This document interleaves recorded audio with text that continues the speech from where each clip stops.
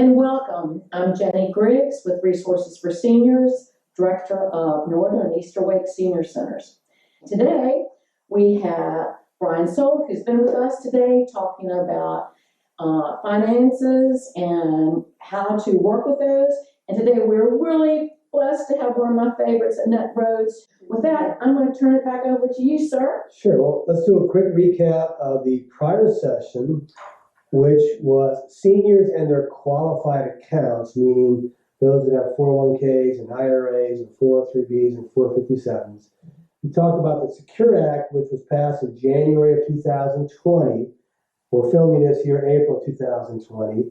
Whenever you're watching this, it's probably still going to be in effect for a while unless Congress changes the laws. And one aspect we talked about was the death of the Stretch IRA. Just a quick recap.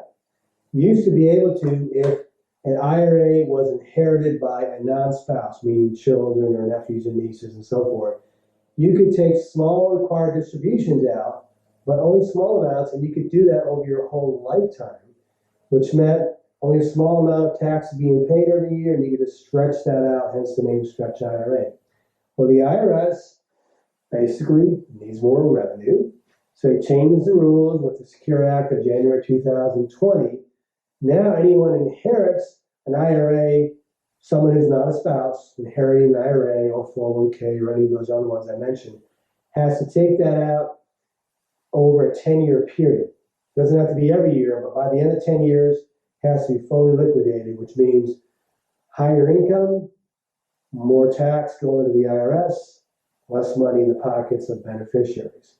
So we call that the death of the Stretch IRA. We didn't give any solutions. No. Last session, we just talked about the problem. It's a problem for those who want to pass on money to their heirs and would rather have more money to the heirs, less money to the IRS. So we're going to talk about here are 5 potential solutions. And we're going to have some handouts for you to look at these. I'm going to cover the first 2, and then Annette's going to cover the last 3. They have to do a little bit more with legal aspects and estate planning. Well, the first one, a lot of you have probably seen articles on this. You could convert that tax-deferred account, IRAs, 401ks, etc., into a Roth IRA. Now, people have always been able to do that for quite some time, but it's something that people are looking at because now if I convert it to a Roth, at least when my children or non-spouse beneficiaries take it out, it's not going to be taxed. And that involves the larger conversation of where taxes are now in 2020 and where they're expected to be right now. If nothing changes, they're expected to go up in 2026, and then no one knows from there what will happen. So a lot of folks are looking at converting to a Roth IRA. You can convert as much as you want in a given year. You can't contribute to a Roth unless you have earned income. So most people watching this video probably do not have earned income. So the only option is, if they want to move money into a Roth, is to convert it. So for instance, say you've got a $500,000 IRA. Well, you wouldn't want to convert all of that in 1 year because you're going to pay tax on that money when you convert it over. So you want to spread that out. So you want to sit down with your accountant, your financial advisor, and figure out a plan. How much of this should I move each year so I don't pay too high of a tax amount when I convert that over? Now, right now, as we speak, the market's down quite a bit. So there's a lot of articles out there about now is a good time if you're in the stock market. Not everyone is. But if your account's in the stock market, let's say you had $500,000, now it's down to $400,000, there's an opportunity to switch over more shares now when the market's down, move it to the Roth. You can keep the same shares, and hopefully when the market comes back, now you basically convert it to a Roth with less taxes. Now, if that's a little bit complicated for you, we're just doing a broad overview here. Again, sit down with your advisors and you can kind of walk through that. So I want to just jump ahead to the next one here. The next option is to take money from your tax-deferred accounts and put them into permanent cash value life insurance policies. Now, some folks are familiar with that. Some folks just don't know anything about it. It's not as well known as a Roth IRA. But I like to point people to different experts in the field, and one of them is listed on the screen there. He is Ed Slott. He's a CPA. He's probably the best known CPA in the country. They're usually not very well known, but he's written a bunch of bestsellers, been on PBS specials all about retirement. And he always explains, you can look these videos up, you see the name on the screen, Ed Slott retirement videos or PBS special, he's on those. And he says right up front, I don't sell these products, I'm an objective person, I'm a tax advisor. But he has always believed that cash value life insurance policies have a lot of value from a tax perspective. Right now we're talking about leaving money to heirs. So he wrote a recent article, you can Google this also, that permanent life policies are the new Stretch IRA. Wow. And what he means by that is, for those who can qualify, which means you've got to be in good health or at least decent health, and age range is going to vary, but once you reach 80 years or older, it gets much more difficult to use this strategy. He believes for quite a few folks, with the Stretch IRA dying, the permanent life policy is the new Stretch IRA and should at least be considered as an option. It's similar to a Roth, okay, in terms of money coming out tax-free to the kids, comes out all at once at a tax-free death benefit. And a lot of those life policies have other benefits such as long-term care riders to get long-term care and so forth. Again, it's all the detail we want to cover. Sit down with your advisors, but that's one option for you. So I want to pass it over to Annette. She's going to talk about 3 other options. All right. Well, thank you so much for bringing that up. It's very true that it's not a one and done in this realm at all. So when we're talking with any client, particularly any senior, we're looking at 3 things, and this is what you should be looking at: your retirement planning, your long-term care planning, and your legacy planning. And which of those matters the most to you might depend upon where you are in that stage of life. So those are the things to keep in mind. So one of the 3 things that we can do with a Stretch IRA is that we've often put them into revocable trust or irrevocable trust. And I won't go into the difference between those, but you could, in the past, before the Secure Act, you could put assets into a trust and then stretch out that IRA for the beneficiaries of that trust and still maintain some control through the trustee for asset protection for the beneficiary, so that their creditors can attach that asset that's for them but in a trust, and also to enable them not to kind of run through the money before you would want them to. You may have some beneficiaries who are really good with money and you want to put that in a trust for them. So we could do that. We call those see-through trusts, and some were called conduits, and some were called accumulation trusts.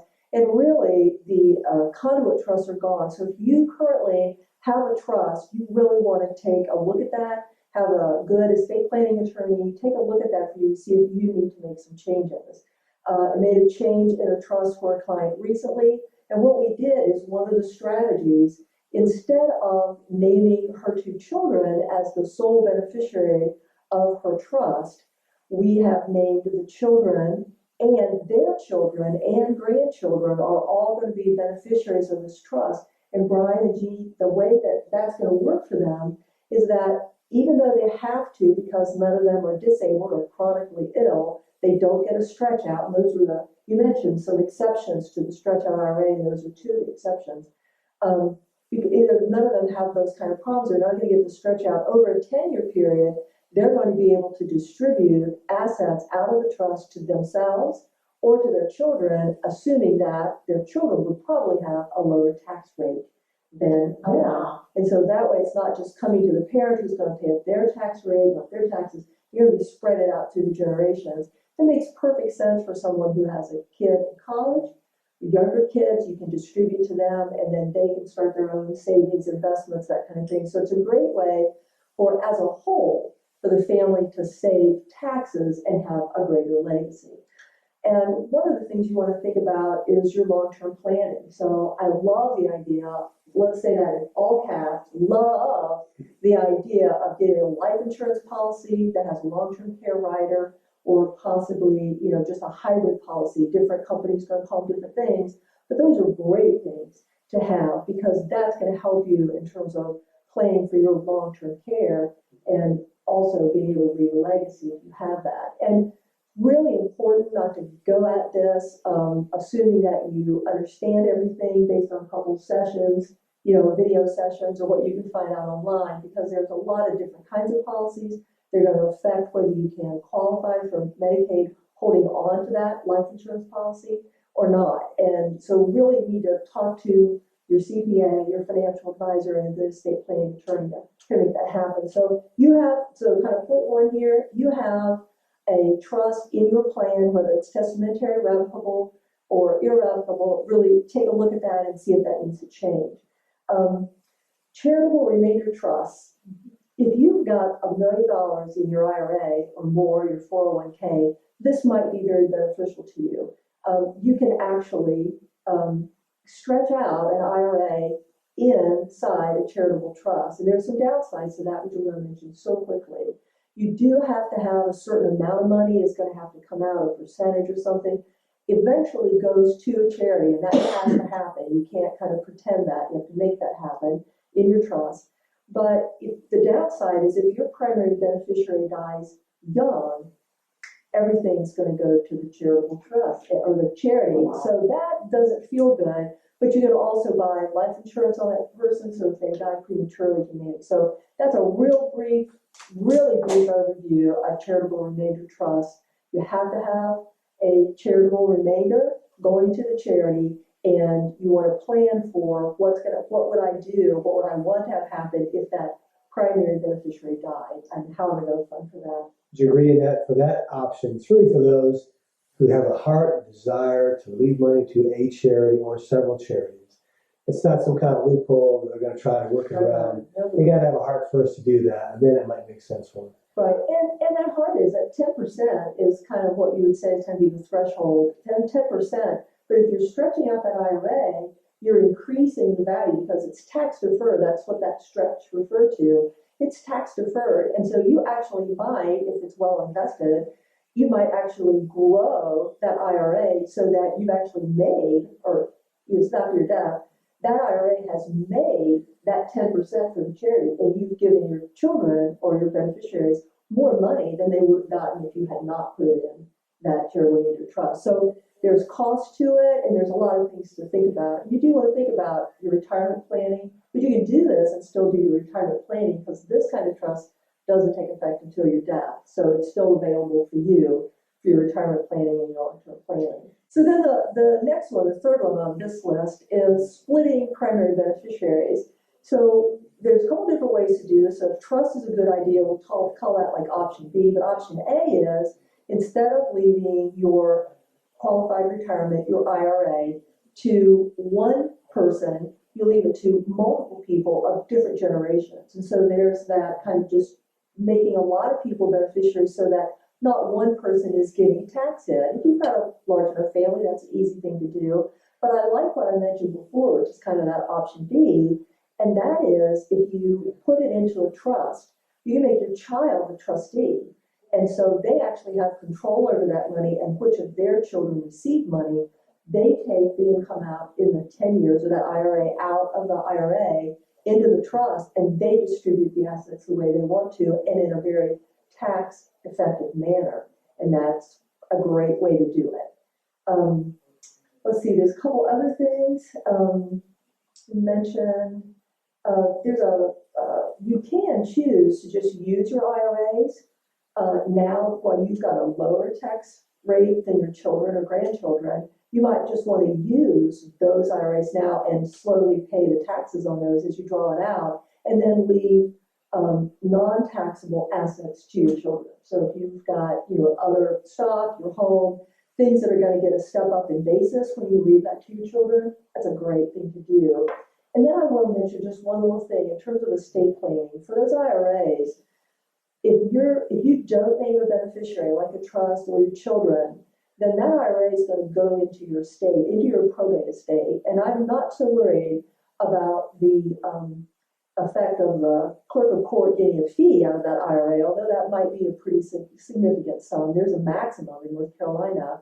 The thing I'm concerned about is there's a 5-year rule. And that IRA is going to have to come, all the money comes out of that IRA in 5 years, not 10. So you're talking about a bigger tax hit, that's gonna be a bigger tax hit. So you wanna make sure you've got the right beneficiaries on those accounts, and a trust is a great option.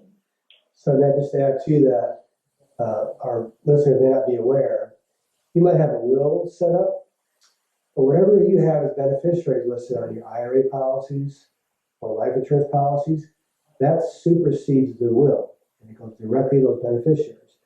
You want to make sure the two are the same that you want. So for instance, sometimes this has happened. Someone, let's say, went through a divorce and then a second marriage, never changed the beneficiary on their 401k, changed the will, and money maybe went to the second wife and so forth. Well, all of a sudden they died. Well, guess what happened?